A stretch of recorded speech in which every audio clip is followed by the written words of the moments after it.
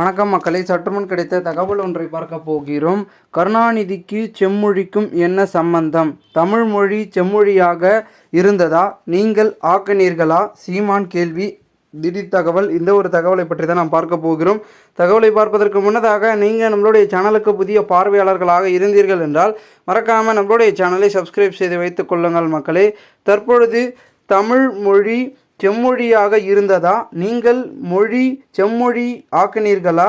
கருணாநிதிக்கு செம்மொழிக்கும் என்ன சம்பந்தம் என நாம் தமிழர் கட்சியின் ஒருங்கிணைப்பாளர் சீமான் கூறியுள்ளார். சென்னையில் நிபுணர்களிடம் சீமான் மேலும் கூறியது, நான் யாருடனும் கூட்டு சேரவில்லை. சாப்பாட்டில் மட்டும்தான் கூட்டு பொரியல். சண்டை என்றால் தனித்து தான் போட்டியிடுவேன் என்று தெரிவித்துள்ளார். அத்துடன் கருணாநிதிக்கும் செம்மொழிக்கும் என்ன சம்பந்தம்? நீங்கள் கொண்டாடினால் நான் முதல்வர் ஆகிவிடுவேன். நீங்கள் கொண்டாடுவீர்களா? திண்டாடுவீர்களா? தமிழ்மொழி செம்மொழியாக இருந்ததா? நீங்கள் செம்மொழி ஆக்கினீர்களா என்று கேள்வியும் எழுப்பியுள்ளார். மேலும் மத்தியில் காங்கிரஸ் ஆட்சியில் இருந்த போது செம்மொழி என அறிவித்ததால் செம்மொழி ஆனதா?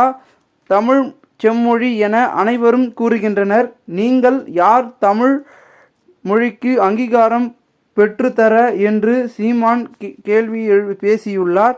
அத்துடன் வர்த்தகர்கள் மாநாட்டில் தமிழில் பெயர் எழுத சொல்லிவிட்டு ஆங்கிலம் பெயரை அப்படியே தமிழில் எழுத சொல்கிறார் முதலமைச்சர். அனைத்து கடைகளிலும் எழுத்து தமிழ் ஆக வேண்டும், ஆனால் உச்சரிப்பு ஆங்கிலமாக இருக்கும். எழுத்து ஆங்கிலம் ஆக இருக்கும், ஆனால் உச்சரிப்பு தமிழ் ஆக இருக்கும்.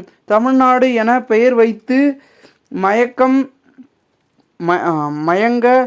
மயக்க வைத்து மொத்தமாக முடித்து விட்டார்கள் என்று சரமாரியாக பேசியுள்ளார். மேலும் கருணாநிதி பிறந்த நாளை செம்மொழி நாள் என முதலமைச்சர் அறிவித்தால் கட்சிக்காரர்கள் ஏற்பார்கள், ஆனால் மக்கள் ஏற்க மாட்டார்கள் என்று சீமான் குறிப்பிட்டுள்ளார்.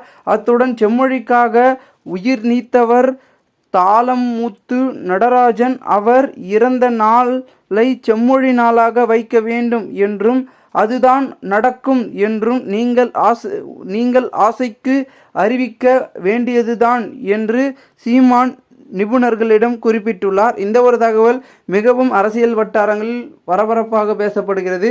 இந்த ஒரு தகவலை குறித்த பொதுமக்கள் உங்களுடைய கருத்துக்களை கூறுங்கள். இதுபோன்று நீங்கள் அரசியல் சார்ந்த நிகழ்வுகளாம் தினசரி தெரிந்து கொள்ள நம்மளுடைய சேனலை சப்ஸ்கிரைப் செய்து வைத்துக் கொள்ளுங்கள் மக்களே.